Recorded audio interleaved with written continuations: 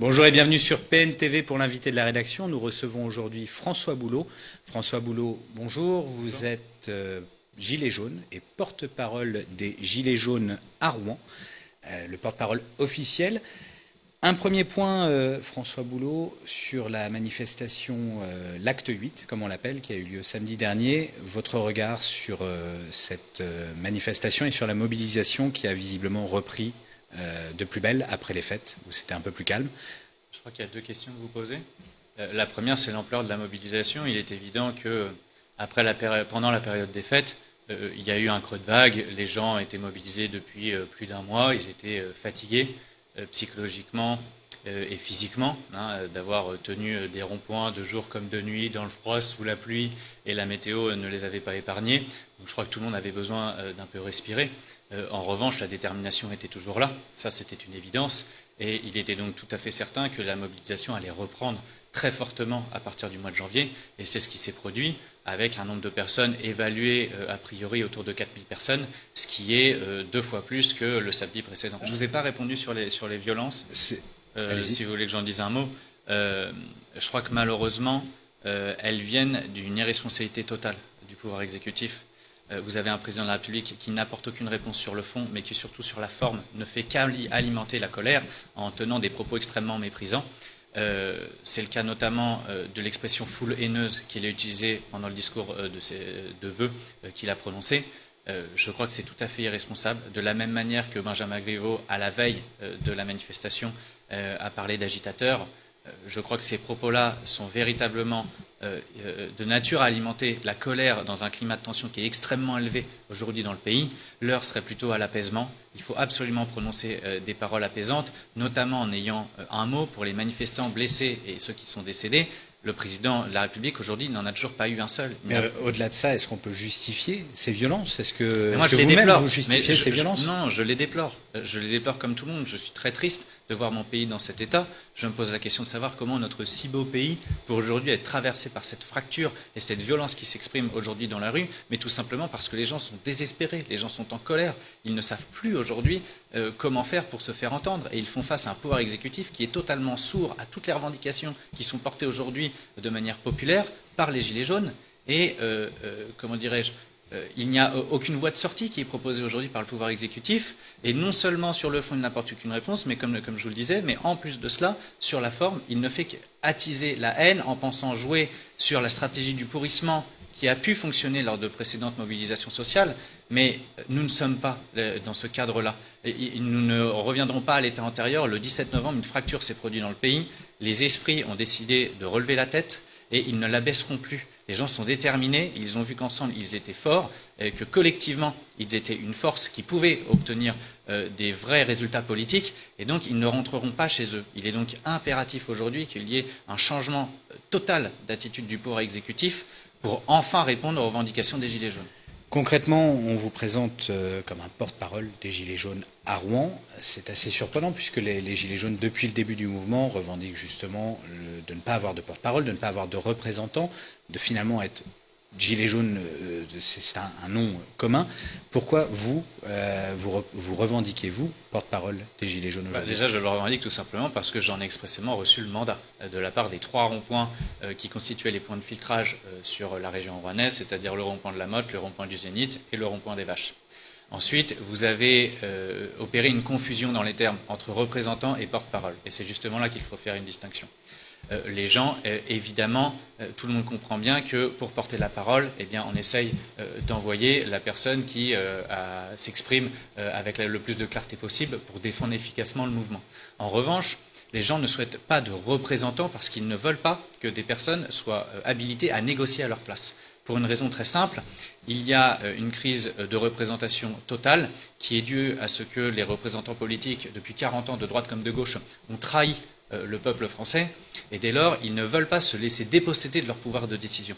C'est la raison pour laquelle le mandat que j'ai reçu contient une mission très claire, celle de porter la parole dans les médias, mais je n'ai absolument aucune mission de dialoguer ou de négocier avec le président de la République ou le gouvernement. Et alors comment l'exécutif peut sortir de cette crise s'il n'y a personne en face pour négocier, pour discuter des termes d'une sortie de crise? justement?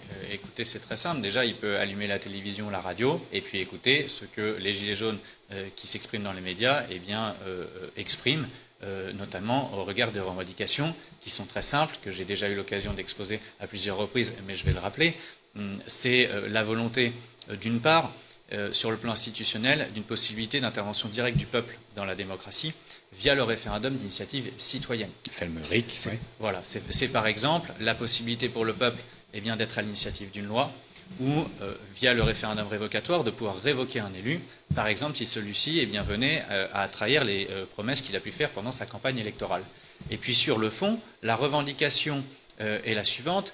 Le fil conducteur est de dire que la politique doit désormais servir les intérêts de 99% de la population et non plus des 1% les plus riches.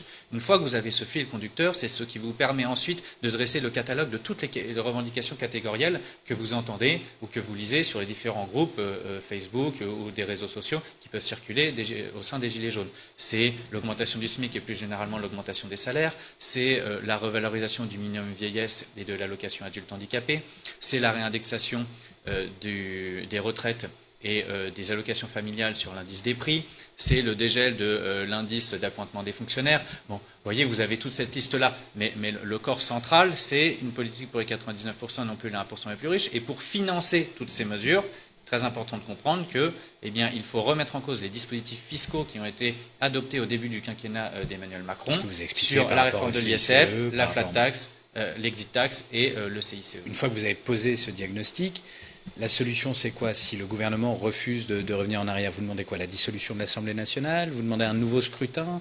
Une nouvelle élection présidentielle? Qu'est-ce que vous réclamez? Mais nous ne réclamons rien, puisque la balle est dans le camp de l'exécutif. Soit il accepte de changer de cap, puisque telle est aujourd'hui la volonté majoritaire au sein du peuple français. Je rappelle que le soutien aux Gilets jaunes sur le fond, il est d'au moins 70% aujourd'hui, selon les sondages.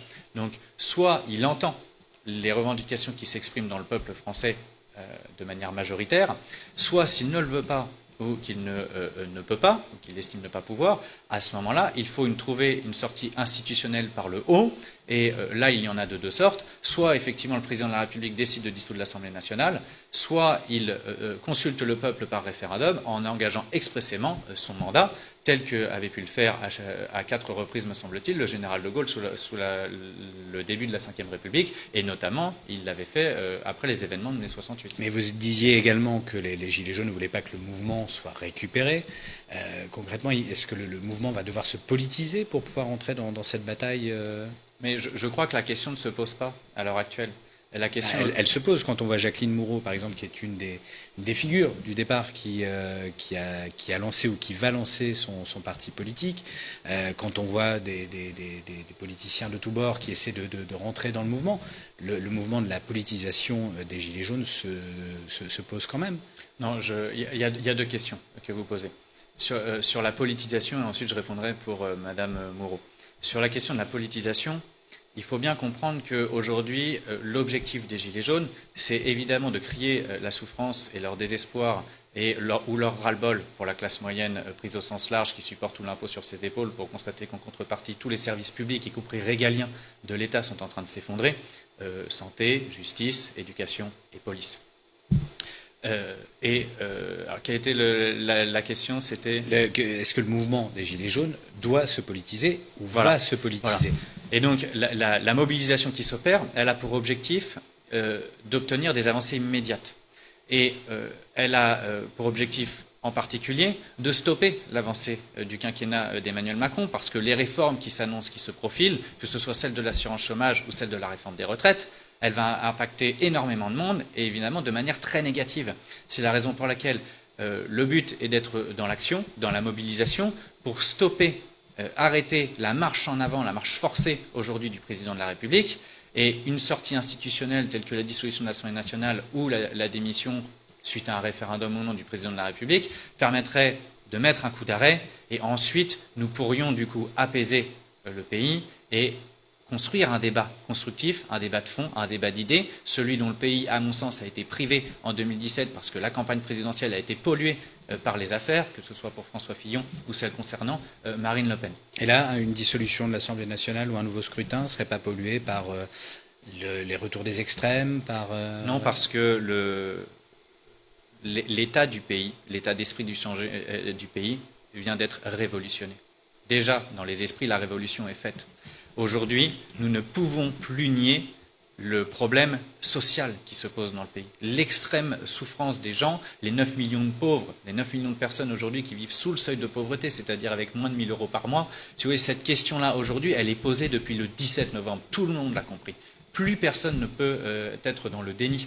Si bien que le débat portera sur cette question-là, sur cette question de fond, sur l'injustice fiscale, sur l'injustice sociale, et également, je l'appelle de mes voeux, sur l'impérieuse nécessité d'opérer la transition écologique. Et c'était des débats qui existaient déjà en 2017 au moment de la présidentielle. Non, il n'a pas du tout existé ce débat, puisqu'en réalité Emmanuel Macron n'avait pas de programme, lui-même d'ailleurs le revendiquait fièrement en disant qu'on n'avait pas besoin de... On se fout des programmes. Je cite le candidat Emmanuel Macron à la présidentielle, et il nous disait on a besoin d'un projet. Mais en réalité, son projet était très flou, et il a été porté sur une construction en réalité médiatique, et qui nous a expliqué que cet homme était jeune et dynamique et brillant. Bon. Il s'est présenté comme le nouveau monde. Le problème, c'est que c'était un jeune, mais avec des idées extrêmement vieilles et qui, en réalité, eh bien aujourd'hui, on s'en rend compte, le nouveau monde ressemble fort à l'ancien. Et alors concrètement, l'entrée en politique de certains leaders des Gilets jaunes, ça vous inspire quoi? Je pense à Jacqueline Moreau, comme je le citais tout à l'heure. Bien, je crois que la difficulté du mouvement, c'est que certaines personnalités ont surgi très rapidement dans les médias sans n'avoir aucune légitimité pour s'exprimer. C'est la raison pour laquelle une certaine colère a pu s'exprimer au sein des Gilets jaunes, qui ne se sentaient absolument pas représentés par des personnes qui en réalité n'ont pas été issues du terrain véritablement. Et la démarche en ce sens de Jacqueline Moreau me semble tout à fait anecdotique. Ça ne marchera pas, parce que aucun des Gilets jaunes aujourd'hui, des vrais Gilets jaunes qui sont dans la lutte, dans le combat depuis le 17 novembre, ne se sent représentés aujourd'hui par cette personne. Vous disiez vous-même il y a peu de temps que ce ne serait pas intelligent, si je paraphrase, que les Gilets jaunes soient présents aux européennes, puisque c'est au niveau national que ça doit jouer. Est-ce que ça veut dire que vous, en politique, c'est quelque chose de possible? Peut-être soit vous présenter à une élection municipale ou sur une liste ou quelque chose comme ça, quelque chose qui pourrait se faire à l'horizon 2020? Moi, j'ai effectivement écarté tout de suite la possibilité d'une liste aux européennes, parce que le Parlement européen n'a aucun pouvoir de légiférer, de sorte que je ne vois pas bien l'intérêt, puisque l'objectif du mouvement est d'obtenir des avancées concrètes et immédiates. La question, et je dis bien seulement la question de la structuration politique, elle se posera par conséquent au moment d'élections nationales. Même les municipales, je veux dire, ça ne présente aucun intérêt. À mon sens, aujourd'hui, le cadre de ce qui touche la vie quotidienne des Français, il se situe au niveau national, par le biais d'élections législatives ou de l'élection présidentielle. Aujourd'hui même, en l'état des choses et depuis le quinquennat, la seule élection qui vaille est celle du président de la République, puisque celui-ci emporte derrière lui la majorité, même quand il sort de nulle part et qu'il n'a aucun parti ni aucun réseau politique a priori. Ça a été le cas d'Emmanuel Macron. Bon. Ce qu'il faut au mouvement aujourd'hui, c'est priorité à l'action et à la communication pour continuer à avoir le soutien de la majorité des Français et expliquer que tous les Français aujourd'hui sont concernés par les revendications des Gilets jaunes. Une fois qu'une sortie aura pu être trouvée, soit parce qu'il y a un changement de cap politique du pouvoir exécutif, soit parce qu'on a une sortie institutionnelle, on aura un débat de fond, et là la question se posera. Dans le cadre de ce débat de fond que le pays aura à mener, eh bien, la question effectivement pourra se poser d'une structuration politique à la base, sur la base du mouvement des Gilets jaunes. Et vous, à titre personnel, est-ce que cette structuration politique, vous l'appelez de vos voeux, est-ce que vous pourriez vous engager vous-même en politique sur une liste quelconque ou en votre nom personnel, que sais-je? Mais je n'en sais rien, parce qu'aujourd'hui... Vous ne fermez pas la porte? Je ne ferme pas la porte, parce que la question n'a pas été tranchée, tout simplement par les Gilets jaunes. Moi, je porte la parole, je ne suis que le messager, et cette question-là, elle peut aujourd'hui poser question. Et je crois que tant qu'elle n'a pas été tranchée, eh bien, on ne pourrons pas y répondre. Mais je pense que, comme je vous le disais, le temps de cette question-là viendra si demain nous avons des élections nationales. Vous appelez de vos voeux, quand je dis vous, c'est les Gilets jaunes que vous représentez, vous appelez de vos voeux à un référendum d'initiative citoyenne. Pour quelles raisons? À quoi il peut servir ce référendum d'initiative citoyenne? C'est très simple, c'est comme je viens de vous le dire, la seule élection aujourd'hui qui compte dans ce pays, c'est celle du président de la République, si bien qu'en réalité, le peuple n'est consulté qu'une fois tous les 5 ans. Et donc pendant ces 5 années, le peuple est totalement passif et il n'a aucune prise sur le fonctionnement de notre démocratie. C'est la raison pour laquelle le référendum d'initiative citoyenne, la possibilité d'être à l'initiative d'une loi ou de pouvoir révoquer un élu, permettrait d'avoir des respirations démocratiques pendant le quinquennat pour effectivement trouver des solutions et trouver des sorties apaisées et avancer ensemble dans le cadre d'un débat de fond qui permette d'aboutir effectivement à des lois concrètes et qui s'appliquent dans le pays. Parce qu'aujourd'hui, vous avez de magnifiques débats qui se tiennent sur les ronds-points et dans les manifestations, des pétitions qui sont signées par toute une série de personnes, mais malheureusement, elles n'ont aucune valeur légale. Donc vous avez un consensus qui s'opère, qui fait majorité dans la population, mais qui ne trouve aucune issue institutionnelle et qui n'a donc aucun caractère impératif et légal à l'issue de ce processus. Il y a toutefois effectivement les questions que vous abordiez, c'est-à-dire les problèmes de taxes, le problème de l'ISF, etc. Mais il y a aussi des revendications autres qui remontent, notamment je vois l'abrogation du mariage pour tous qui est réclamée sur la plateforme du Conseil économique et social. Voilà, ça permet aussi l'émergence de lobbying dans le débat. Est-ce que ça, c'est pas inquiétant de voir des acquis comme ceux-ci remis en cause? Moi, je crois que cette question de la remise en cause du mariage pour tous, je n'ai jamais entendu sur les ronds-points. C'est un des exemples que je prends. J'entends, mais moi, dans les revendications que j'expose, c'est celle que j'ai entendue sur les ronds-points.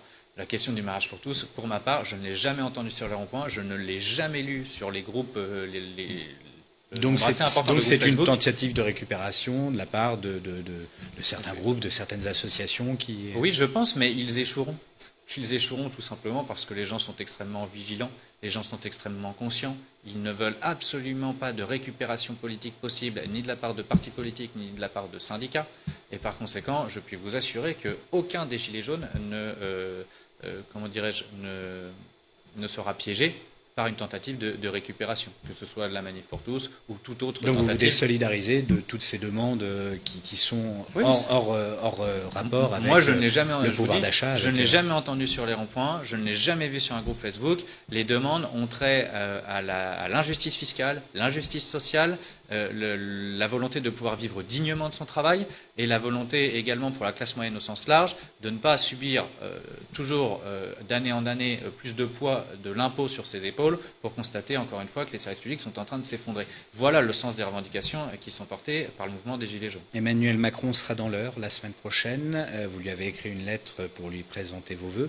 Est-ce que vous pensez que vous allez pouvoir le rencontrer peut-être pour lui expliquer de vive voix ce que vous expliquez sur le plateau de PNTV et sur d'autres plateaux depuis quelques jours? Écoutez, en l'état, je vais être très clair, je n'ai pas reçu le mandat de négocier avec le président de la République, ni même de dialoguer avec lui. Donc je n'irai pas. Et quant à la lettre ouverte que je lui ai adressée, c'est par définition une lettre ouverte. C'est-à-dire que je l'ai fait en toute transparence, que tous les Gilets jaunes ont pu prendre connaissance de cette lettre, si bien que je n'ai pas trahi leur confiance, puisque ce qu'ils ne souhaitent pas, c'est que je puisse avoir une discussion avec le président de la République officieuse et les trahir en signant un accord sur le coin de la table dont aucun de mes collègues Gilets jaunes n'aurait eu connaissance. Donc la lettre a d'ailleurs été, je crois, très favorablement accueillie parce qu'elle permettait d'expliquer quel est l'état d'esprit des Gilets jaunes aujourd'hui. Elle est publique. En revanche, une discussion de vive voix avec le président de la République, en l'état de mon mandat, il en est hors de question puisque je ne suis pas habilité à le faire. À titre privé, vous êtes également avocat. Comment est perçu votre engagement au sein du barreau de Rouen où vous travaillez? Écoutez, que ce soit le barreau de Rouen ou plus largement des confrères de tout le pays, j'ai pu recevoir de nombreux messages de soutien qui me font chaud au cœur parce que qu'ils partagent ou pas mon combat, ils reconnaissent la sincérité de mon engagement et ils me reconnaissent un certain courage à porter ce combat-là. Donc je suis assez satisfait du soutien que j'ai de la part de mes confrères. Pour conclure, l'acte 8, on en parlait tout à l'heure, un acte 9 se profile samedi prochain. Oui, bien sûr. De toute façon, vous aurez une mobilisation qui ne s'arrêtera pas tant que les solutions n'auront pas été apportées. Qu'est-ce qui s'annonce pour samedi prochain dans l'agglomération de Rouen et en Normandie au sens large? Est-ce que vous avez quelques échos quant à l'organisation de l'acte 9? Non, pour l'instant, il ne me semble pas qu'une décision ait été prise. Pour ma part, je me contente d'être informé via les événements qui circulent sur les réseaux sociaux. Je crois qu'un événement peut-être a été publié, mais les choses en fait se profilent toujours, se déterminent toujours plutôt en fin de semaine. Et c'est en tout cas dans le courant de la semaine que les idées se précisent et que l'objectif se définit véritablement. Je crois que nous allons avoir assisté à nouveau à une mobilisation de grande ampleur. Je ne sais pas si celle-ci se tiendra à Rouen ou dans une autre ville pour ce qui concerne la région de la Normandie. Une dernière question tout de même, même si on est un peu en avance par rapport au programme. Édouard Philippe doit s'exprimer ce soir à 20h pour évoquer les questions de sécurité avant justement l'acte 9 de samedi. Comment il peut s'en sortir justement, comment on peut s'en sortir en termes de sécurité pour éviter les images déplorables qu'on a pu voir ces dernières semaines? Comme je vous le disais en début de notre échange, je crois qu'il faut absolument décrire la réalité. Simplement décrire la réalité pour permettre d'apaiser le niveau de colère.